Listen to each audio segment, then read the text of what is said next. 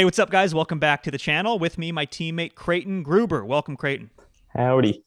Hey, man, so I am super jealous because I was out of town, but you were able to race Tulsa Tough, which is a big-time national level race. It's 3 days in Tulsa, Oklahoma, and I have some footage. I slapped a GoPro on Creighton's bike, and we're going to share that footage in a minute, talk about your experience. But first, let's talk about you for a second, just so the fans know. You're the youngest guy on the team, but you're like a teenager, right? Yeah, so I'm 19, just a couple years out of this will be my second year out of the junior ranks. Tulsa is actually my first experience in these bigger end crits, you know. Coming into this race, your coach Matt, what were his tips for training coming into this race? Well, I had a couple like setbacks, like with training heading into the race. Like I got a concussion snowboarding, and then got kind of ran off the road by a car and took a spell off the bike. So I had to take a couple weeks off, which kind of hurt my base. So we kind of just threw in as much speed work as I could, since it's just short crit racing, and kind of hope for the best. And we're going to talk about how that training, suited you when we go through the race footage. But now let's talk about Roman. Roman is our team director, and he distributes team strategy information. And what were his tips for you, being a 19-year-old just coming out of the junior ranks, first time doing this big race after a year and a half hiatus or so? Like, what was his advice for you? Well, his big points were, kind of, stay relaxed in the race. He said on the first lap, pin it to try and get a good position. And then the next few laps, just kind of hold that position until everything settles down. And then once it slows down a bit after those first 10, 15 minutes, find a couple places on the course where you can move up and just focus on moving up on each of those. So instead of just trying to move up the entire course, you have some places to rest and then some places to actually move up. Totally. And look out for crashes, right? Because nobody's raced for about a year and a half. So let's dive into the footage and see how that plan worked out. Sounds good.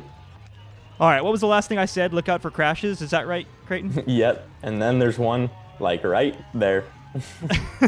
We are 7 seconds into this race. Actually, maybe that was 4 seconds into this race. I don't know how. There's already somebody in the pit, too. This is just total chaos right from the gun. And I don't know. How'd you feel, man? This is big-time crit racing, and you hadn't trained much, you hadn't raced much, and then it's just here you go, man. Hit the ground running. Yeah, had a little bit of those pre-race nerves, but once you get going, a couple laps in, and then you're just feeling like racing, Yeah, and I just wanted to point out 184 beats per minute, and we're 3 corners into this race. That's already above my max. This is my max heart rate, and Creighton is, I think you're half hummingbird or something. Your heart rate is not going to come below this. This is the lowest you guys are going to see it, so pretty crazy. So let's talk about this course, right? There are, 15 corners on this course or something? Yeah. I'm going to count them. 1, 2, 3, 4, 5, 6, 7, 8 corners on this course. So you're either exiting or entering a corner this entire race. Yeah, except for the stretch that we're on right now, and then the finish stretch. Those were got a few pedal strokes in before then, but yeah, it was a lot of turning. And look at how many people. So it's 150 riders here. 167. 167. I don't know. I mean, when it's single file like this, you guys are taking up half the course, it seems like. And yeah. And tell us about your starting position. So at the start, we got confused with the gates leading in, and most of the team, except for I think Andrew, had to start at the back. That's rough, you guys. I need you to understand that at the back of 167 riders on a course like this with a field this talented, it is incredibly hard to move up. And Roman's advice was, hey, lap 1, go for it. Almost an all-out effort, right? Yeah. Had to fight for that 100th place or whatever I was in.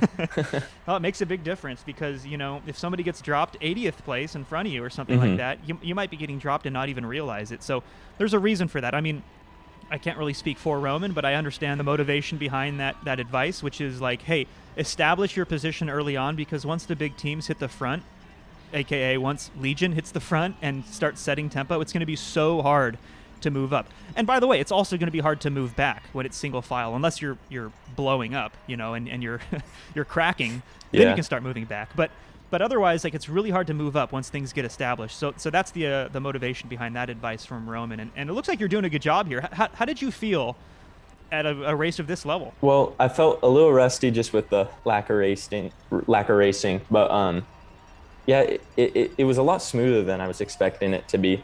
But besides all, like, seeing the power jump up to like 600 or 700 out of each corner, it just took a minute to kind of get used to the corners, I guess. Sure, and this is a new bike for you too, so you got a lot of things going against you on this day. But the team brought you out to give you experience, and I was impressed to see how you performed. Let's talk about the numbers really fast. People are going to be curious. First of all, you're a light guy. How much do you weigh? Like 148 pounds, I think. 148 pounds. What was your average power? It was a 247. And you're normalized? 271. So this is impressive to me. There's only it's impressive to me for a couple of reasons. Let's start with your average heart rate was approaching your average power. Yeah. It's crazy. Oh, it's so crazy to me. No, but let's talk about your power real fast. Only 24 watts separated your average from your normalized power, which, in other words, you were smooth and consistent on a course this technical after not really racing this year, a new bike, fighting some injury. Like, you had a lot of stuff working against you, and I just want to commend you on a very solid performance for, first of all, solid power numbers for a guy of your size, and also a consistent effort. 247 average, 271 normalized, pretty solid. Well, my main goal heading into this was just to ride as smooth as possible, because I knew the punches will get to you eventually. So if I could be as smooth as possible, maybe it'd get to me later in the race. And how did this race finish for you? I finished about mid-pack, I think, around 80th or somewhere in the 80s. And confidence-wise, you started this race, they blew that whistle, your heart rate was already at 180 beats per minute. How are you feeling confidence-wise, taking these corners, riding with these guys, the fastest crit racers in the country? Heading into the next couple of days, I felt a lot more comfortable on the bike. I felt like I could do a lot better in the corners than when I first started. Yeah. We were all really impressed with your effort in this race, and it really bodes well for you as a developing athlete, and especially for the rest of this weekend. So let's dive into day 2, shall we? Sounds good. Come on,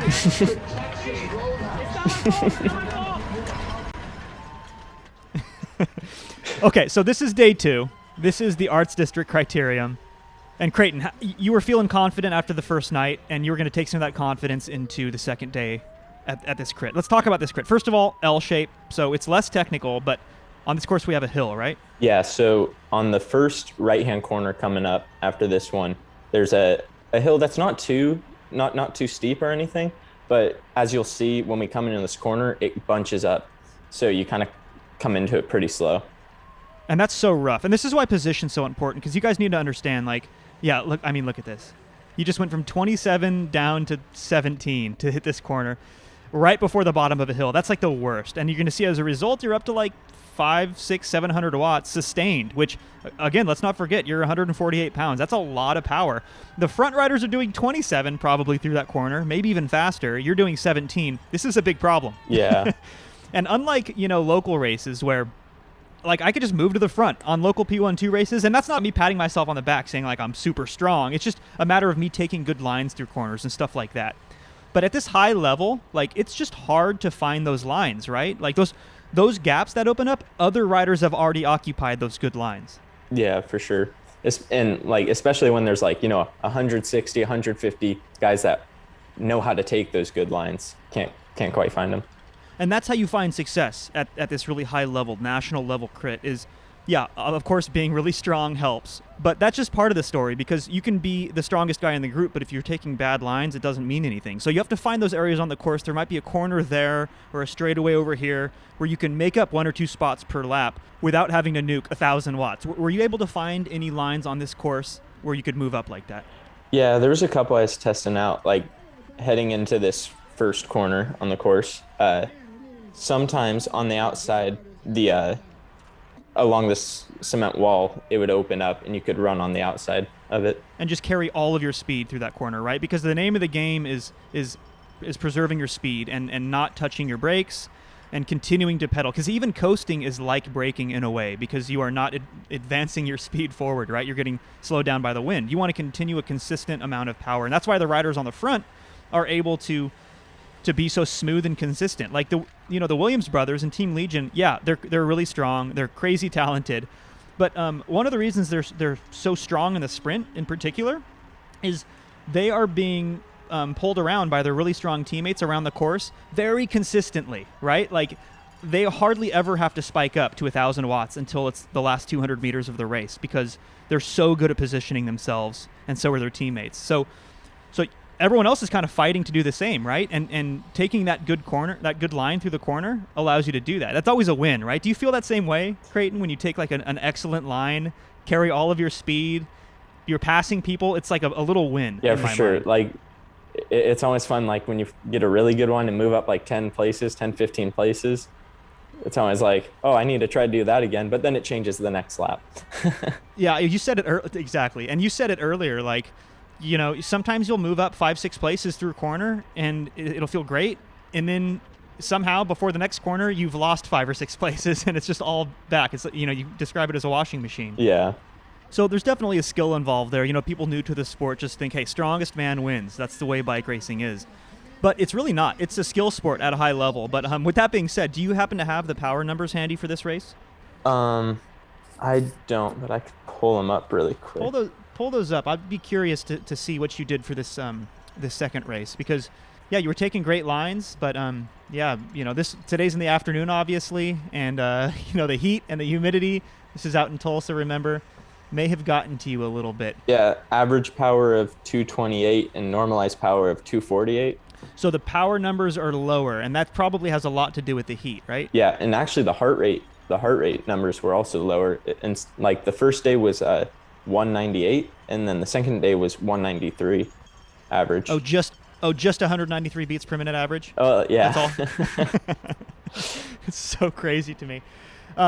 So that's a couple of things. It's the heat and the humidity that got to you, but then also let's not forget, like you mentioned earlier, you'd kind of skipped a lot of your endurance and your base training because of some injuries that set you back early in the season. So you skipped right to speed work, and this is where it gets you, guys, because I feel like you could work on a lot of speed work and be really good for a crit, but then a crit and then another crit the next day might start to catch up to you. Did you feel fatigued? Your heart rate came down by 5 beats per minute. That's not nothing. Yeah, no, I definitely felt more fatigued. Like by the end of the first day, it being so hot, I was definitely cramping, and I don't know, anyone who's had a cramp knows the next day it's not too fun.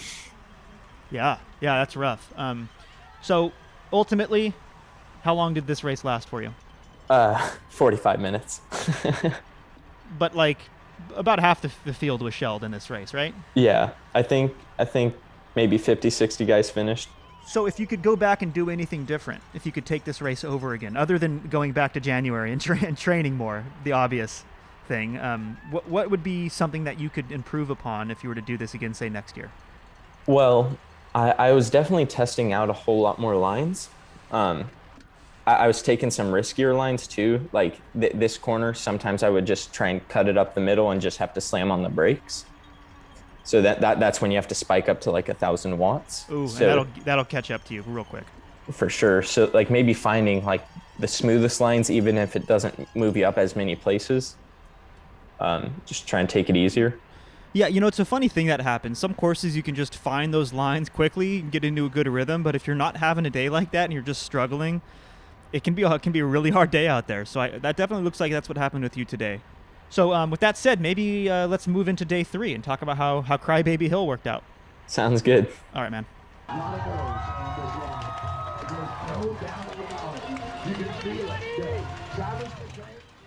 All right, day 3, Creighton. Crybaby Hill, the famous Crybaby Hill. What were your expectations coming into this course? Well, I didn't have many expectations. I was just, again, looking to find good places to move up and also try and just stay in as long as I could. This is a course, guys. If you haven't heard of it, it is famous for its hill. It's a 2-part hill, right? So the first section, maybe 30 seconds long. You're going to see we're coming into it right here. Really steep. Really steep. And they used to have it open for the fans. It used to be just total chaos. So now they've put barriers up. But I love that racing is back. Like all these fans out. Just look at the vibe here, the atmosphere. It's insane. And look at his power, right? Like We're talking 600 watts. And to put that number in perspective, that's 30 seconds at 7.5 watts per kilogram every lap. That's how this course goes. And there's no way around it. There's no hiding. There's no taking a better line. It's just the hill goes up and you go hard, right? Yeah. And you get a little respite here, which really, I think this is the spot to move up. This really shouldn't be a rest area if you're trying to move up in the field. We can talk about that in a minute. And then you take this next corner, and the road just goes up again, right? Yeah. No, you definitely should move up in that area if you can.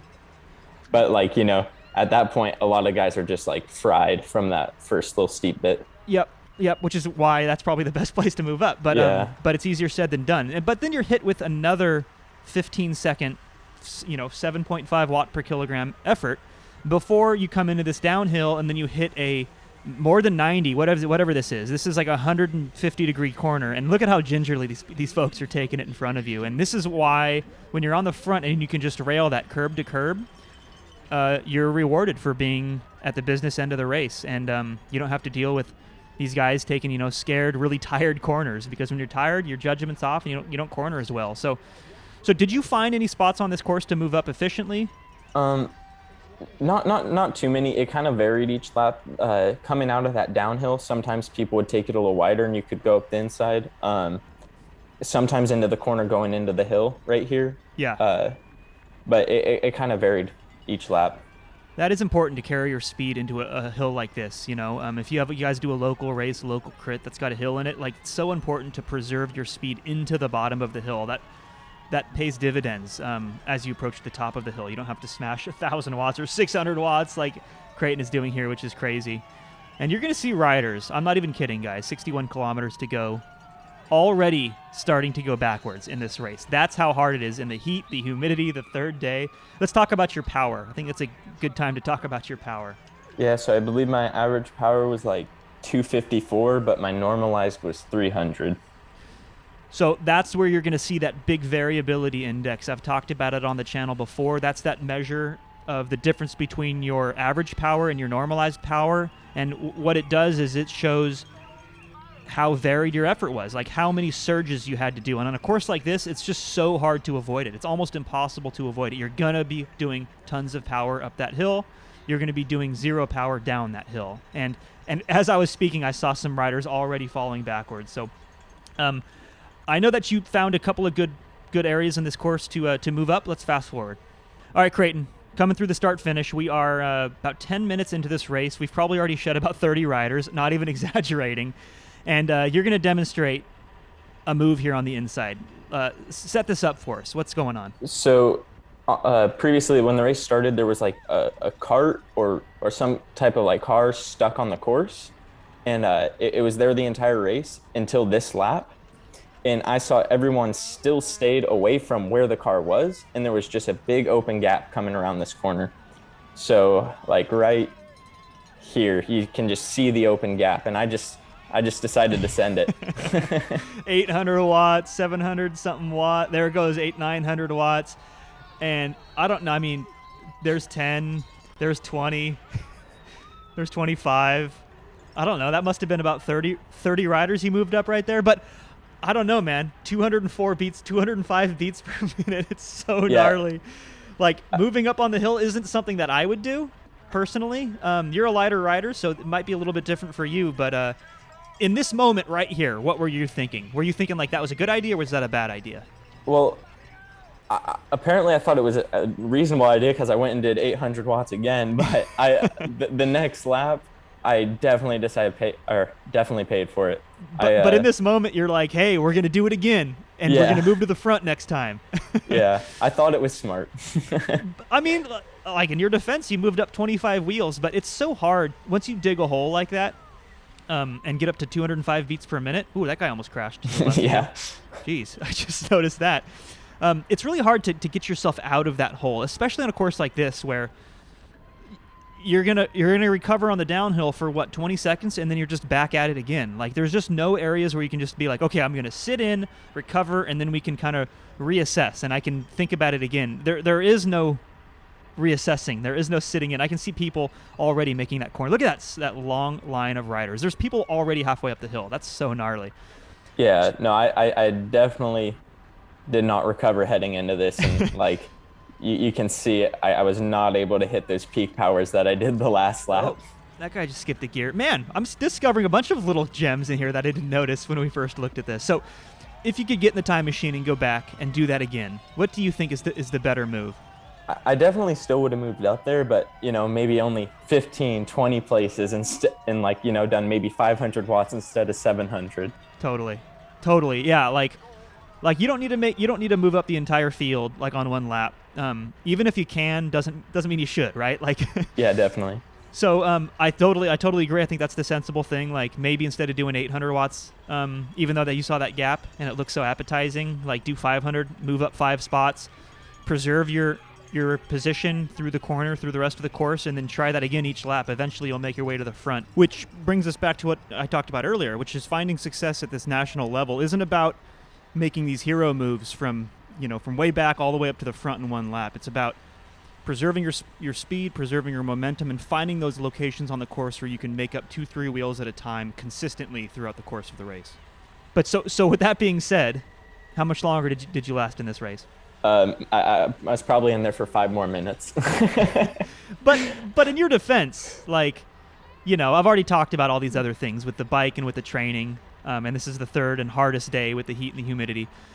There were like 30 or 40 other people who had already called it quits before you did. So, Yeah, so it don't was be a tough day. Yeah, don't be so hard on yourself, and that's the reason why we wanted you out there is get that experience. And you're 19 years old, and you're going to come back out, and you're going to be winning this race soon enough. So, so super excited to see what's to come for you, man. And it was a real pleasure having you on the channel. So thanks for taking the time, and we'll catch you guys in the next one. Sounds good. Thanks for having me.